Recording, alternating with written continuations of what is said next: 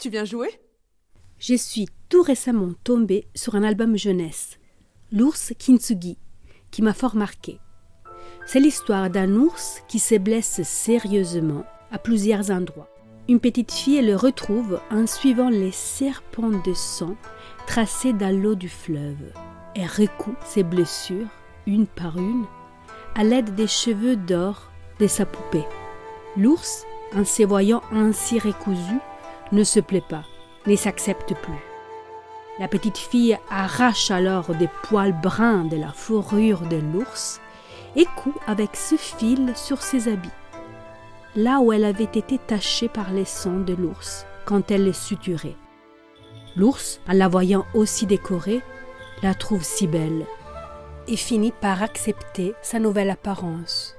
C'est une histoire qui s'inspire du kintsugi, l'art de réparer céramique, porcelaine et faïence en saupoudrant la laque à la sève d'arbre avec de la poudre d'or. L'histoire de l'objet, c'est qu'à sur ces accidents sont ainsi valorisés, l'objet devient précieux par ces accidents. L'improvisation théâtrale, pour moi, se comporte de la même manière. Nos blessures, nos cassures, nos accidents sont précieux. Ils peuvent, si on le souhaite, être utilisés comme des fils d'or qui nourrissent les personnages et les histoires. Il ne s'agit jamais de parler de nous-mêmes, et en même temps, nos expériences et connaissances sont une possibilité de support. Nous mettons toujours entre nous et les personnages un masque invisible, plus ou moins grand, qui nous éloigne plus ou moins fort de nous-mêmes, à la fois pour nous protéger et pour ne pas mettre les spectateurs dans une position inconfortable de voyeur. Cette distance plus ou moins proximale avec nos vécus a le pouvoir d'activer de l'empathie, d'allonger ces fils d'or entre nous et les spectateurs, car l'histoire, devenue universelle, rentre en résonance avec celle des personnes qui nous regardent sur scène. Alors, que ce soit clair, les belles expériences nous modifient aussi. C'est de la peinture d'étoiles avec laquelle nous nous décorons. Elles nous rendent aussi plus forts et de cette force, on en parlera une autre fois. Je ne fais pas ici les louanges des mauvais sorts. Utilisez toute cette poudre d'étoiles pour aveugler de joie les spectateurs. Faites-le aussi souvent que possible. Ce que je souhaite communiquer ici, c'est de prendre soin de nos imperfections. Rien n'a besoin d'être rayé de notre vie pour qu'elle soit utilisée en impro. Rien, je dis, sauf ce que nous souhaitons ne pas partager pour des raisons qui nous sont propres et qui personne ici n'a le droit de pointer. Personne, par exemple, n'a le droit de nous interroger sur notre répulsion pour les mollusques céphalopodes. C'est ainsi, on passe à autre chose. Mais si vous vous sentez à l'aise d'en parler, je serai au premier rang pour vous écouter créer une improvisation sur ces sujets. Je n'arrêterai pas de le répéter. Vous êtes toujours maître de ces tris. Bon l'impro a quand même l'air plus chouette et moins cher qu'une thérapie, dirait-on. Mais je ne suis pas d'accord. L'impro, tout en ayant des pouvoirs thérapeutiques, n'est pas une thérapie. Le formateur n'est pas a priori un thérapeute. Ses compétences s'arrêtent à l'expression artistique. Son objectif est la représentation, alors que la thérapie a un but de santé. Il existe bien sûr des courants thérapeutiques comme le psychodrame, la chaise vide, qui mettent en scène certaines situations dont l'objectif n'est pas la performance.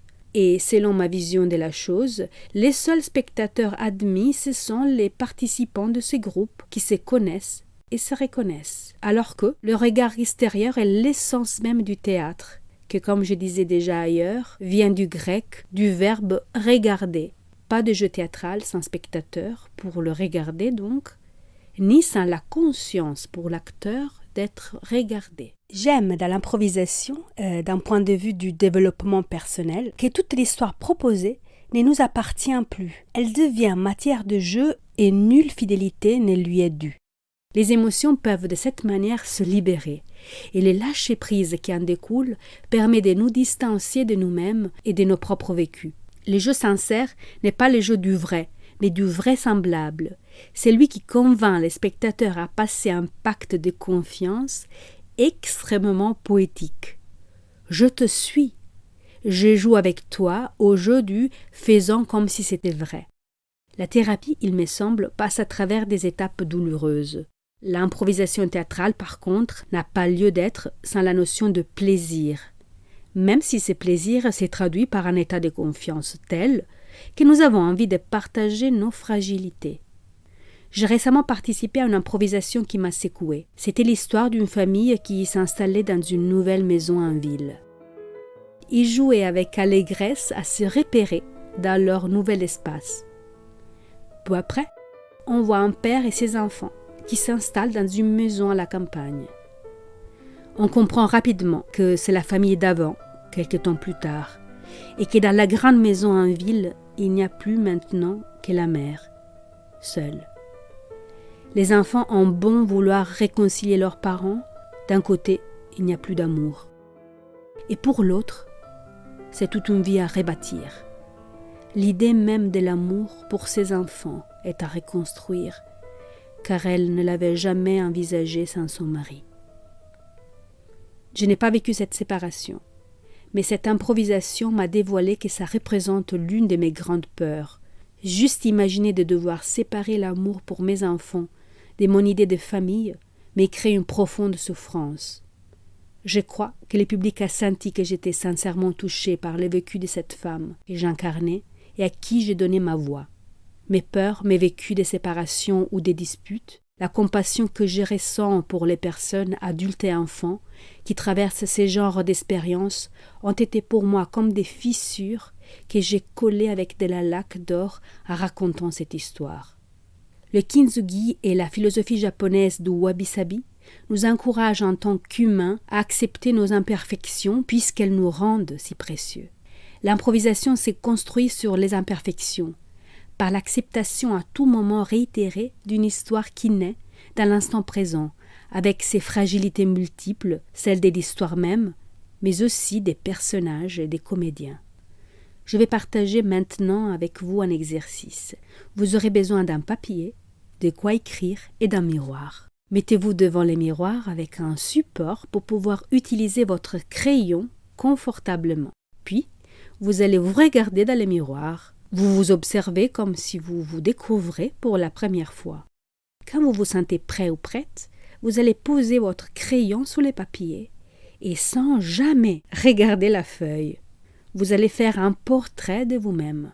Quand vous avez fini, vous déposez votre crayon et seulement ensuite, vous pouvez regarder votre œuvre. Voici votre personnage. Ça vient de vous, mais vous conviendrez que ce n'est pas vous. Ça suit toutes vos lignes et vos courbes, la lueur de vos yeux, des tout petits détails qu'il n'y a que vous à les avoir. Et pourtant, ce n'est pas vous. Vous lui avez donné naissance. Mais c'est le moment de là ou le laisser maintenant vivre sa vie. Posez la feuille, rangez-la, allez faire quelque chose d'autre et quand vous revenez, regardez votre portrait avec respect, comme si c'était une personne autre que vous, mais dont vous connaissez tant de choses. Comment s'appellent ces personnages? Quel âge a-t-il? Où habite-t-il? Avec quelqu'un? Travaille-t-il? Quelles sont ses passions? Qu'est-ce qu'il déteste? A-t-il un amour? A-t-il un rêve? Un cauchemar récurrent? Un secret qui n'a pas encore dévoilé? Et maintenant, envoyez-moi une photo de votre dessin et la description de votre personnage sur l'impronomade@gmail.com. J'ai hâte de connaître votre personnage. En échange, vous recevrez un PDF, une boîte à outils qui vous aidera à incarner votre personnage. Tu viens jouer? À jeudi prochain! L'impro-vue t'invite dans un voyage à travers des personnes et des pensées qui ont grandi grâce aux imprévus et qui viennent ici pour te le raconter